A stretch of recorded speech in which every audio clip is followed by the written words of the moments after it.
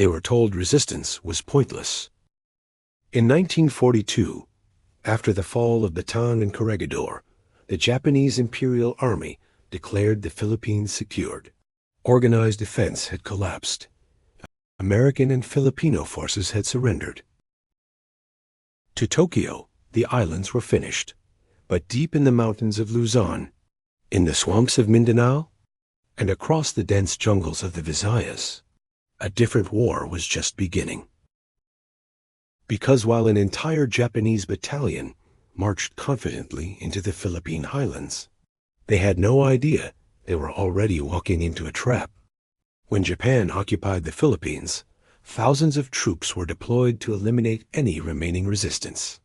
Their assumption was simple: Filipinos were disorganized, under-equipped, leaderless, but they misunderstood something critical. Many Filipino soldiers had not surrendered. They had simply disappeared. Former members of the Philippine Commonwealth Army, local police officers, farmers, students, and even schoolteachers retreated into terrain they knew better than anyone else. And in the silence of the mountains, they began to reorganize. Not loudly, not recklessly, but strategically. In northern Luzon, Japanese forces sent a battalion-sized unit into the mountainous interior to wipe out what they dismissed as bandits. The mission was expected to last only a few days.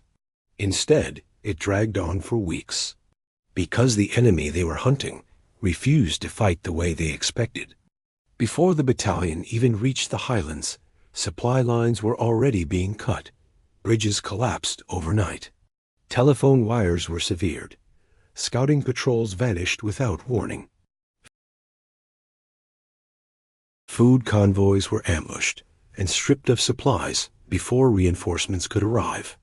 And then came the most devastating tactic of all: silence. The Filipino guerrillas refused open battle.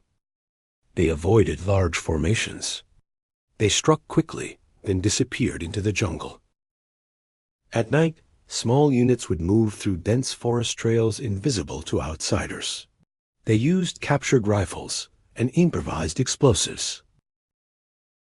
They created false trails to mislead enemy patrols.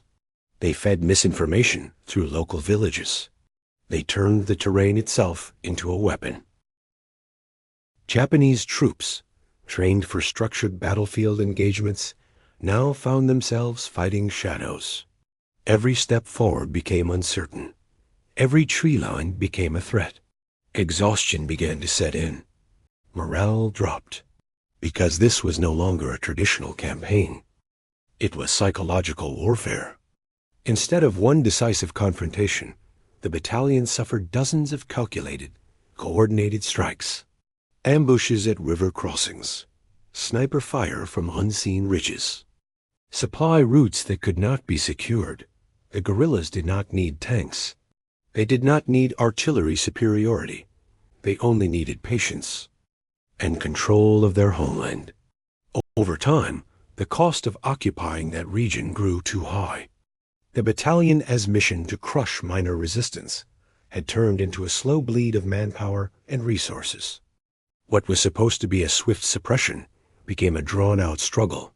And in several highland regions across the Philippines, Japanese units were forced to divert significant forces just to maintain control.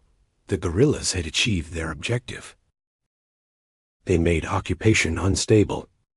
By 1944, Filipino guerrilla networks had grown into one of the most organized resistance movements in the Pacific. Across the islands, they gathered intelligence on enemy troop movements, artillery placements, defensive fortifications, supply depots. When General Douglas MacArthur returned to fulfill his promise, "I shall return," American forces discovered something remarkable. The battlefield had already been mapped. Landing zones had been identified. Japanese positions were documented in detail. Filipino guerrillas were no longer isolated fighters in the jungle. They were a coordinated intelligence force. Historians now acknowledge that their efforts significantly accelerated the liberation of the Philippines.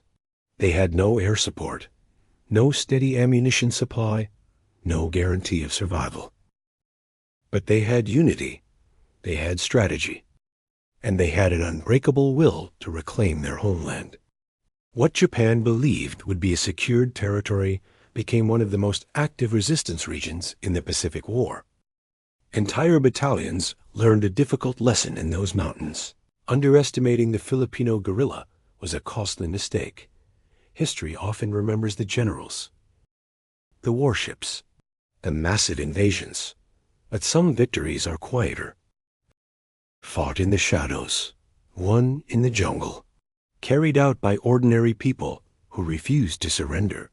And sometimes, the most powerful weapon in war is not firepower.